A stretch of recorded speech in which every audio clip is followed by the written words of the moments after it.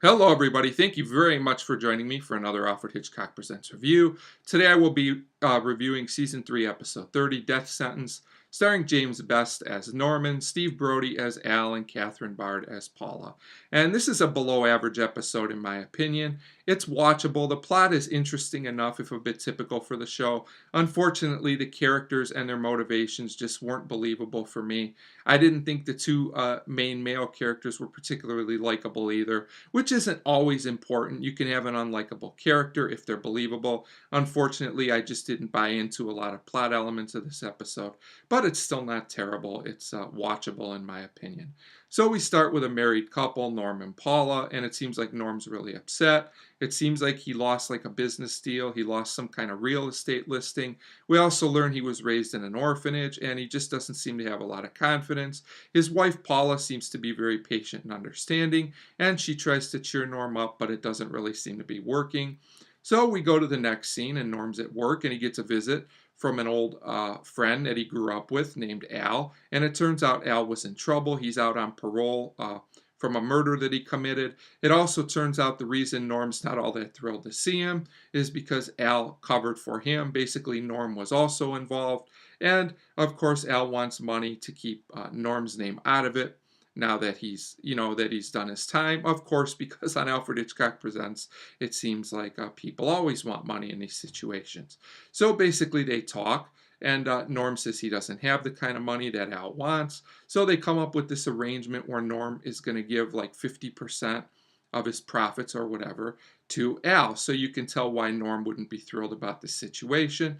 I did think the setup for this episode, while somewhat interesting, was a little bit long, but it wasn't anything that kills the episode. I just thought they could have covered all this a little bit quicker. So at this point, it turns out that Al is going to be living with Norm and Paula, which gives Norm even more problems. He also tells Paula a sad story, which probably wasn't true, at least that's the way I took it. Probably just to get Paula to have more sympathy for him, I guess.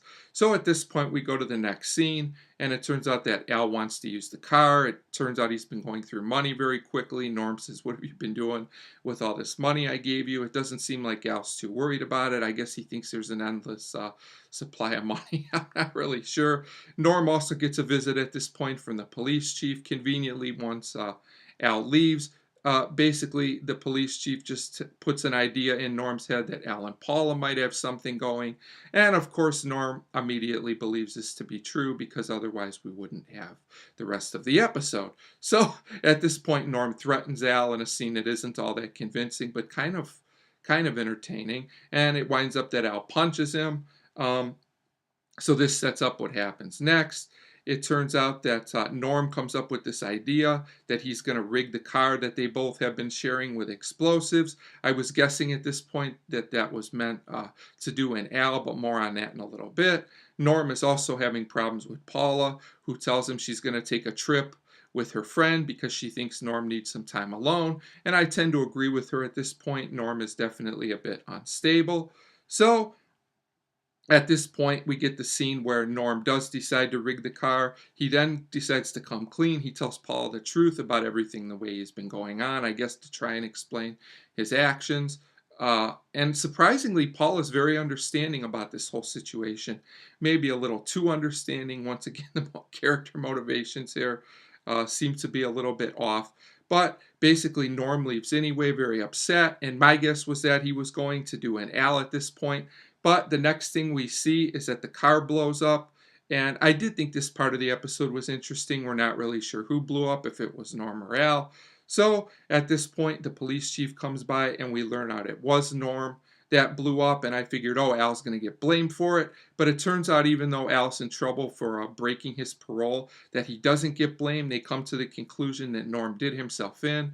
I'm not really sure how, but I can at least buy that part. What I don't totally buy is that they then come to the conclusion that Norm really loved Paula a lot. And I'm not really sure, did Norm really do himself in, or did he forget because he was upset that he put the explosives in the car? I guess he did himself in. The character motivations, once again, don't really add up at the end of this episode. I'm not sure where you get the connection that Norm loved Paula a lot. Was it because he was going to try and protect her from Al. I'm not really sure. Others might find it to their satisfaction, but I found the ending kind of strange. But still, death sentence is pretty well acted. The actors do what they can with the material they're given to work with. I especially liked Katharine Bard here, and I did find the episode to be somewhat entertaining despite all the problems I mentioned.